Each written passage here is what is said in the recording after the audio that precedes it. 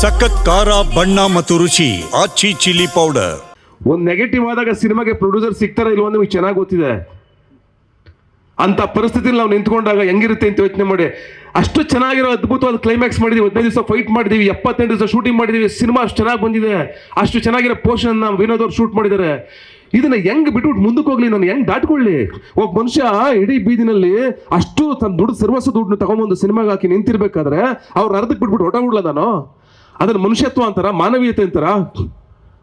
ಆ ಸಂದರ್ಭದಲ್ಲಿ ನನ್ಗೆ ಅನ್ಸಿದ್ ಒಂದೇನೆ, ಅದೇನಾದ್ರೂ ಆಗ್ಲಿ ಗುರು, ನೀವು ಥಿಂಕ್ ಮಾಡಿ. ಪರ್ ಸಿನಿಮಾ 50 ಲಕ್ಷ ತಗೊಂಡಿದ್ರು 3 ವರ್ಷದಲ್ಲಿ ನಾನು 6 ಸಿನಿಮಾ ಮಾಡ್ತಾ ಇದ್ದೆ, ಬರೀ 50 ಲಕ್ಷ ಲೆಕ್ಕ ಇಟ್ಕೊಂಡ್ರು.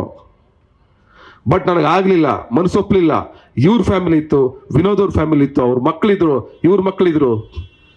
ಅದೇನಾಗುತ್ತೆ ಲೈಫಲ್ಲಿ, ಇದೊಂದು ಚಾಲೆಂಜ್ ತಗೋತೀನಿ, ನಾನಂತ ದುಡಿತೀನಿ, ಹೆಂಗಿದ್ರು ನನಗೆ ಸಿನಿಮಾ ಬರುತ್ತೆ, ಇದೊಂದು ಚಾಲೆಂಜ್ ತಗೋತೀನಿ. ನಿಂತ್ಕೊಂಡೆ ಈ ಸಿನಿಮಾನ ಒತ್ಕೊಂಡ್ಬಂದ್ವಿ.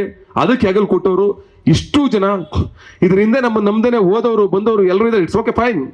ಮನುಷ್ಯನ ಸಹಜ ಗುಣ. ನಾನು ಯಾರನ್ನೂ ಹೇಟ್ ಮಾಡಲ್ಲ. ನಾನು ಒಂದೇ ಹೇಳ್ತಿದ್ದೆ, ಯಾರನ್ನು ದ್ವೇಷಿಸ್ಬೇಡಿ, ಎಲ್ಲರೂ ಒಂದ್ ದಿವಸ ನಮ್ಮನ್ನು ಇಷ್ಟಪಡ್ತಾರೆ. ತಲೆ ಕೆಡಿಸ್ಕೊಬೇಡಿ, ಕೂಲಾಗಿ ಕಾಮಾಗಿ. ನನ್ನ ಡೈರೆಕ್ಷನ್ ಡಿಪಾರ್ಟ್ಮೆಂಟ್ ಹುಡುಗರುಗಳು ಬಂದು ನಿಂತ್ಕೊಂಡು ಆಗಲೂ ರಾತ್ರಿ, ಬಾರ ಅಲ್ಲಿ ಅವನು ಏನು ಮಾಡ್ತಾ ಇದೆಯಾ, ಎತ್ತಾಗಾತ ಬಿಸಾಕಾಯ್ತನ, ಯಾವನವನು 500 ಜನ ತರ್ತೀನಿ, ಯಾಕೋ ಇಲ್ಲ ನಮ್ಮ ಜೂನಿಯರ್ಸ್ನ, ಏನಕ್ಕೆ ಶೂಟಿಂಗ್ ಮಾಡ್ತಿದ್ದೀವಿ ನಾವಿಲ್ಲಿ, ಏನು ಕಟ್ಟಾಕಾಯ್ತಿದ್ದೀರಾ?